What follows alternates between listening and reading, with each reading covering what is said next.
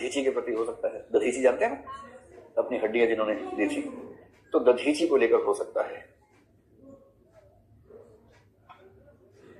जब राम पुल बना रहे थे, राम सेतु, जिसको लेकर आजकल डिबेट है कि राम ने बनाया था कि वो प्रकृति से बना हुआ है, तो रामायण कहती है कि राम ने पुल बनाया, तो उस पुल को बनाने में गिलहरी ने भी कंट्रीब्यूशन दिया था, पता है ना।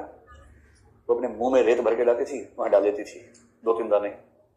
तो राम ने देखा कैसे घूम रही है बार बार, तो राम ने उसको पुचकार के बुलाई, जाओ जरा। फिर वो आई राम के पास, राम ने उसको हाथ में रखा, बोले क्या कर रही हो? तो उसने बताया कि मैं भी पुल बनाने में कंट्रीब्यूशन दे रही हूँ, थोड़ा थोड़ा रेत भर रही हूँ ताकि पुल मजबूत बन जाए।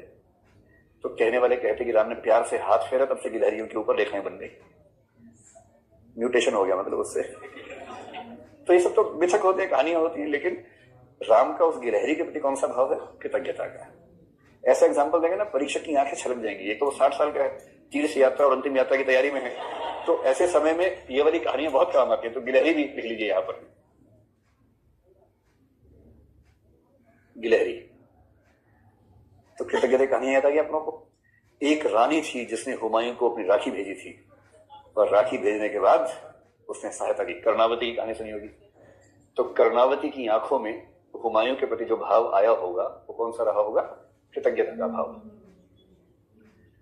और महाराणा प्रताप की आंखों में चेतक के प्रति जो भाव आया होगा, जिसने उनको बचाने के लिए इतनी लंबी छलांग लगाई कि उस छलांग से प्रताप तो बच गए, लेकिन चेतक की टांगे घायल हुई और उसके बाद वो चला गया।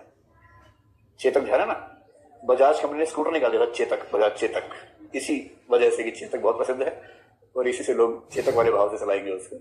तो चेतक की जो कहानी है, ऐसी कहानी है। स्पष्ट एकदम क्लियर? चलिए जी। श्रद्धा में आमतौर पर अध्यात्म नहीं होता है, अध्यात्म आते ही भक्ति वाला भाव आ जाता है। और इन सब का कोई मैथमेटिकल इक्वेशन तो है नहीं, व्याख्या की बात है।